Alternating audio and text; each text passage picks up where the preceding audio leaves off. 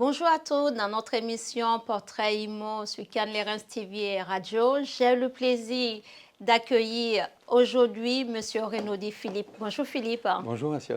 Philippe, un grand merci à vous d'avoir accepté mon invitation. Mais c'est avec grand plaisir. Je vous remercie car j'ai envie que nous puissions parler de vous, de votre parcours, de votre entreprise, de la passation que vous avez faite ainsi que de la création. Parlez-nous un peu de vous, s'il vous plaît, Philippe. Alors moi, je suis plus très loin de la retraite, donc j'ai 62 ans. Je suis le papa de 3 enfants Oui. et le grand-père d'une petite fille qui a 2 mois. Ah oui, toutes mes Qui a félicitations. 2 mois aujourd'hui, voilà. Waouh. Donc c'est Oui. un grand plaisir. Voilà. Eh bien, j'ai fait le STP, l'école spéciale des travaux publics à Paris pendant 3 ans. Et quand je suis revenu, mon papa avait déjà créé sa société en 1964. Et donc, je suis rentré avec lui dans l'activité Oui. des travaux publics. Et cette société, moi, quand je suis rentré, il avait déjà une quarantaine de personnes. D'accord. Aujourd'hui, nous sommes entre 250 et 300 personnes. Oui. Et nous réalisons un chiffre d'affaires qui tourne plus ou moins autour de 40 millions d'euros. Oui. Et j'ai commencé la passation à mes enfants en 2024, Oui. à qui j'ai déjà transmis 25% des parts de la société, à mes 3 enfants. Voilà. Ça, c'est ce qui s'est passé là rapidement ces derniers temps. Oh, c'est génial. Parlez-nous de l'idée que votre papa a eue pour créer le groupe Renaudi qui, à la base, était Tama. Alors oui. Alors en fait, le vaisseau amiral, si vous voulez, le groupe Renaudi, c'est une holding Oui. qui rassemble plusieurs sociétés qui, au cours des dernières années, ont été rachetées plus ou moins par le groupe. Mais le vaisseau amiral, la société de départ, c'est la société Tama, Oui. qui avait été créée par mon papa donc, en 1964.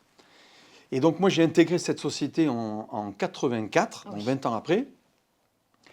Et j'en suis devenu le président et directeur général en 96, quand mon papa a pris sa retraite. Oui.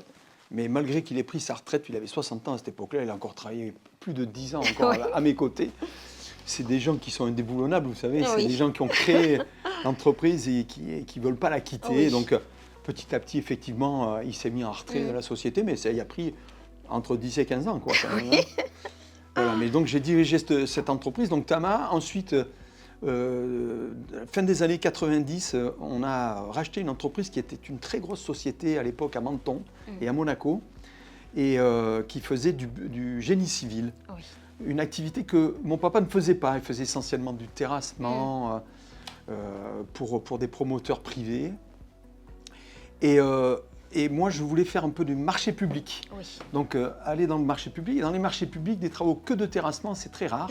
C'est toujours accompagné de génie civil, c'est-à-dire de murs de soutènement, de ponts, Oui. etc. Et donc, Mariotti avait toutes ces compétences. Et donc, on en a profité. Monsieur Mariotti, à cette époque-là, avait 74 ans, D'accord. souhaitait Oui. céder sa société ou cesser l'activité. Et donc je suis arrivé là, je lui ai proposé et on a trouvé un terrain d'entente. Donc j'ai repris ses salariés. À cette époque-là, on a repris une trentaine, quarantaine de personnes. Mais c'est une boîte qui avait quand même compté plus de 400 salariés. Ah Mariotti, oui. c'était une très très grosse société. Oui. Mais bon, là, il était en fin de parcours. Voilà.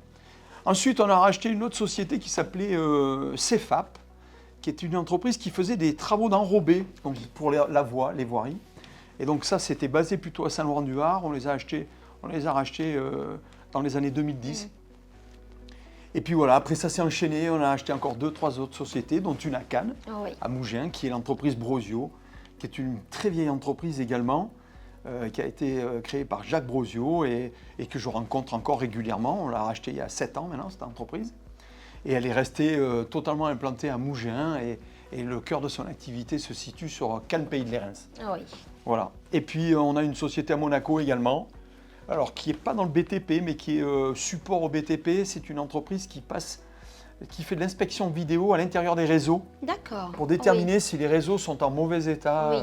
Mais vu de l'intérieur, donc ça évite de faire des tranchées et de Tout à fait. tout casser. Voilà. Donc ça c'est une particularité. On a une filiale en Corse qui fait la même chose. Et voilà un petit peu le bouquet de l'entreprise, Oui. des entreprises globalement, ce qu'on fait au sein du groupe Renaudie. Ça, c'est génial parce qu'aujourd'hui, de Patama, vous avez créé le groupe Renaudie, vous êtes allé à racheter des entreprises pour aller apporter plus de services finalement au niveau des travaux publics. Plus de compétences. Plus de compétences et vous avez aussi en partant ici, donner plus de vie à ces entreprises qui existaient, qui avaient été créées, qui ont leurs valeurs. Comment êtes-vous arrivé à intégrer toutes ces valeurs différentes? Puisqu'en rachetant ces entreprises, vous avez repris du personnel. Il a fallu repartir avec une idée commune qui sont les valeurs de votre entreprise. Comment vous êtes arrivé à fédérer tout cela? Alors, d'abord parce que les sociétés qu'on a rachetées, à part une qui était basée à Monaco, donc celle que je viens de vous parler, toutes les autres sociétés étaient des entreprises qui étaient des entreprises déjà familiales, qui avaient été créées par un monsieur avec son épouse, avec leurs enfants. Donc l'esprit, si vous voulez, on n'a fait que continuer cet esprit familial des sociétés. Donc nous, c'était déjà le cas. On était déjà une entreprise familiale. Et en fait, on a fait cette croissance externe qu'avec des entreprises qui avaient notre ADN. Donc c'était le même ADN. Les salariés ont été ravis parce qu'ils n'ont pas perdu de repères. C'est ça. C'était les mêmes repères. Donc pour eux, ça a été facile de s'intégrer. Et voilà, tout simplement. La société SMC à Monaco, c'est une société qu'on a rachetée au groupe Veolia. D'accord. Enfin, une filiale du groupe Veolia. Donc c'était pas pareil, mais c'était déjà... c'est une petite société, ils n'étaient pas très nombreux, donc pas très difficile d'adopter l'ADN d'une entreprise familiale. Eh bien, super. En ayant regroupé toutes ces entreprises avec les mêmes valeurs finalement que vous, puisque ce sont des entreprises familiales, comment est-ce que vous êtes allé développer le volet SRE? Parce que je sais qu'au niveau de l'écologie, vous mettez plein de choses en place pour continuer d'apporter un service de qualité à vos clients, mais aussi écologiquement être leader dans votre métier. Donc, comment vous avez... D'abord, on l'a fait parce que, d'abord, c'est un enjeu économique à la base. Le problème qu'on a dans ce département, c'est qu'il y a très peu de ressources en termes de carrière. Donc quand vous avez besoin de sable, de gravier pour faire du béton, etc., il y a 2 ou 3 carrières dans le département, ce qui est très très peu. Elles sont assez éloignées du centre de production. La production, c'est plutôt sur le littoral et les carrières sont plutôt dans l'arrière-pays.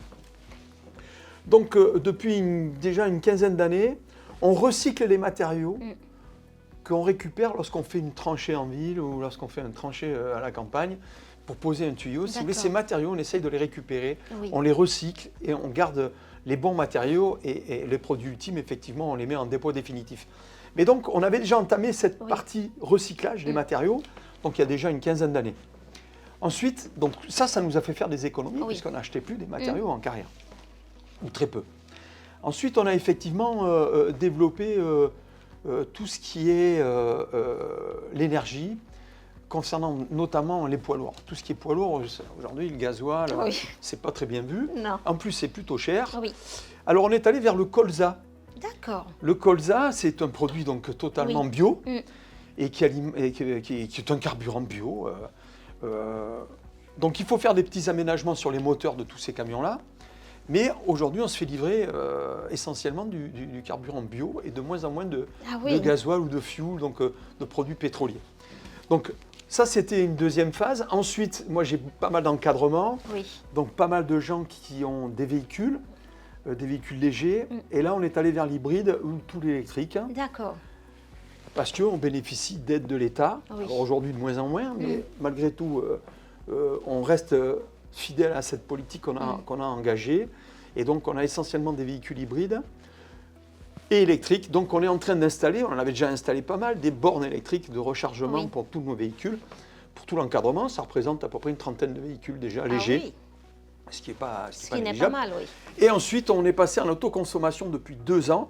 Donc, l'autoconsommation, panneaux photovoltaïques au-dessus des bâtiments, pour pouvoir alimenter évidemment nos besoins en énergie propre, bâtiments, bureaux et ateliers, mais également, puisqu'on a installé des bornes électriques, pour alimenter les véhicules qui se branchent sur place. Alors, c'est bien, mais on fait l'économie que de 35 à 40% maximum d'énergie, qui est quand même une facture assez élevée. Donc aujourd'hui, ce qu'on sait, c'est qu'il faudra entre 7 et 8 ans pour amortir les installations des panneaux photovoltaïques. Mais bon, c'est un investissement. Oui. Une fois passé ces 7 ans ou 8 ans, c'est tout bénef, quoi, je veux Tout dire. à fait. Voilà. Donc on aura baissé notre facture Oui. énergétique d'au moins 35%. Voilà un petit peu tout ce qu'on a, sur quoi on s'est lancé en termes de RSE. Oui. Je pense qu'on est sur les bons rails. Les enfants, Clémence, ma fille, est à fond là-dessus aussi. Oui.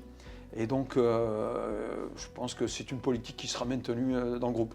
Oui, c'est une politique qui sera maintenue puisque vous êtes une entreprise familiale, que vos enfants aujourd'hui reprennent gentiment les rênes. Dans 8 ans, ben, ça sera déjà 8 ans de passé avec les valeurs qui continueront aussi à mettre en place. En parlant de valeurs, quelles sont les valeurs qui sont véhiculées dans votre entreprise auprès de vos collaborateurs, de votre équipe et de tout le monde?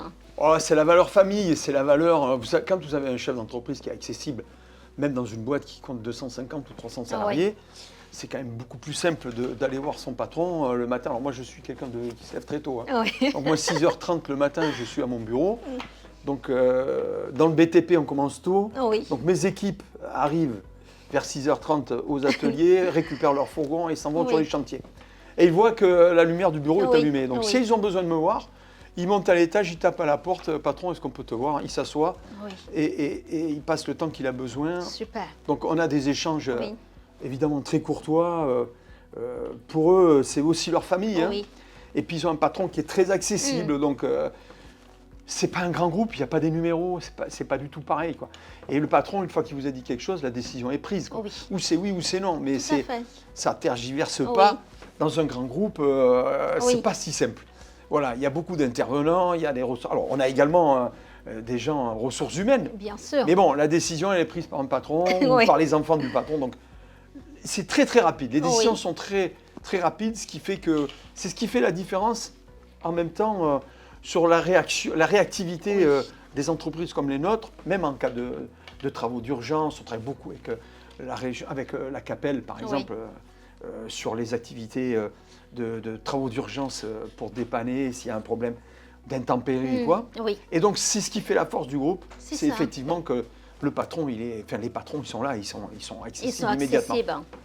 Ça c'est vraiment génial parce que le fait de pouvoir solliciter rapidement son patron ou de le voir à 6h, 6h30 qu'il est là et qu'on a besoin de lui parler, ça motive encore plus les collaborateurs parce qu'ils se sentent engagés par rapport aux valeurs de l'entreprise, ils voient que la machine elle fonctionne bien. Quelle est la place des jeunes dans votre entreprise? Comment est-ce que vous arrivez à les séduire?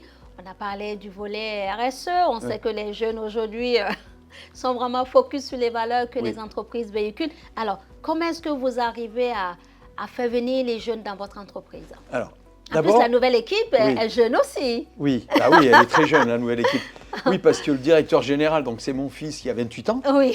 La directrice générale en charge de l'administratif et du financier, c'est Clémence qui a à peine 30 ans. Oui. Donc c'est deux jeunes. Déjà, ça ne fait pas fuir les plus jeunes, quoi. Non, au contraire. Ouais, ça les attire un peu plus plutôt que si c'est moi qui m'affiche.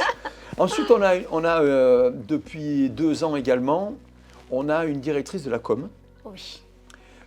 Qui s'appelle Elodie, hein, je suppose que tu l'as déjà croisée, et qui est une personne exceptionnelle, et qui prend contact avec les écoles, les collèges, les lycées, évidemment toutes les écoles comment on appelle ça, les IUT, vers le génie civil, les travaux publics évidemment, mais on descend très bas, puisqu'on va sur les collèges et tout ça. On participe à la nuit ça s'appelle la nuit de l'orientation avec les chambres de commerce. Oui. On en parlera un petit peu après, si vous voulez. Tout à fait, avec grand plaisir. Et effectivement, là, on met plutôt des jeunes qui parlent aux jeunes de nos métiers. Alors, ce n'est pas des métiers très faciles, mais c'est des métiers où il y a un véritable ascenseur social. C'est-à-dire, vous pouvez arriver sans qualification dans un métier du BTP et un jour avoir une classification ingénieur. À force de progression au sein de l'entreprise. Donc, il y a vraiment un ascenseur social que vous ne retrouvez pas dans d'autres métiers. Peut-être la restauration, l'hôtellerie, mais pas sûr non plus, parce que dans l'hôtellerie, il faut parler plusieurs langues. Tout à fait. Nous, ce n'est pas le cas. C'est un véritable ascenseur social. C'est-à-dire que vous pouvez démarrer au bas de l'échelle et finir très haut dans la hiérarchie, dans le milieu du BTP. Donc, ça peut être pour les jeunes qui ont plus envie d'aller à l'école. Il y en a. Donc nous, on en prend un stage l'été. On fait beaucoup d'alternance. Donc pour Ah les oui. classes d'ingénieurs, techniciens supérieurs, donc également, mais aussi de l'apprentissage à l'atelier, à la mécanique ou sur les chantiers. Et les jeunes qui sont motivés, je vous assure ils peuvent monter Ils vite peuvent monter vite. dans ce genre d'activité. Oui. Ah ben c'est génial parce que vous couvrez tout. Vous êtes très impliqué économiquement dans la région, au niveau de l'écologie, au niveau de la jeunesse, puisque vous Oui. allez les chercher au plus bas pour vraiment leur permettre, à la nuit de l'orientation, de voir ce que vous pouvez leur apporter. Des jeunes qui se déscolarisent, vous leur donnez aussi la Oui. chance de pouvoir rentrer dans vos effectifs, avoir la possibilité, de par leur courage, leur travail, de voir le patron qui se lève très tôt, de se dire j'ai envie d'avancer. Et votre équipe jeune, Ouais. votre fils Anthony et votre fils Clémence. Clémence, qui aujourd'hui véhicule aussi un visage plus jeune, hein, de Oui. par le fait qu'ils ont moins de 30 ans. Alors, en regardant tout ce que vous avez à faire, parce qu'on en parlera tout à l'heure de vos autres métiers et de votre implication dans la région, comment vous arrivez aujourd'hui à trouver l'équilibre entre votre vie personnelle et votre vie professionnelle? Maintenant, vous êtes devenu grand-père et tout, d'une petite Ouais. qui fête ses 2 mois aujourd'hui. Comme c'est génial. Hein. Oui, oui. L'équilibre, vous savez, c'est au fur et à mesure du temps qui passe. Donc après, on parlera sûrement de tout ce que j'ai fait à côté, Oui. à côté de mon métier. Oui, J'ai pu le faire d'abord parce que j'ai une épouse qui m'a donné Oui. toute satisfaction, en tout cas Tout qui à était là fait. tout le temps pour Oui. m'assister. Mm. Alors pas dans l'entreprise, mais dans ma vie familiale. Donc évidemment, j'ai consacré quelques week-ends, malheureusement pas aux enfants et pas à ma femme. Mais petit à petit, on prend ses marques et puis on arrive à concilier Oui. les deux. Donc j'ai aussi fait des embauches pour Oui. des directeurs d'exploitation, des directeurs au commerce, parce qu'à un moment donné, on n'arrive plus à tout faire, quoi. Donc, mais bon, ça a créé des postes en même temps. Donc, et puis à ça fait. et ça a très bien fonctionné. Donc, non, il fallait aussi faire ces activités à côté qui sont très importantes pour le monde économique, pas que pour le milieu du BTP. Je me suis beaucoup investi également, mais pour le monde économique en général. Oui. Philippe, sur ce volet qui concerne votre entreprise, votre parcours, je vous remercie d'avoir passé ce moment avec moi et les téléspectateurs. On vous connaît un peu mieux. Merci à vous d'avoir suivi l'épisode. Nous allons très vite retrouver Philippe dans un autre volet et nous allons apprendre à mieux le connaître. Encore merci à vous, Philippe. Merci beaucoup. À très bientôt dans notre prochain épisode sur Cannes TV. Merci.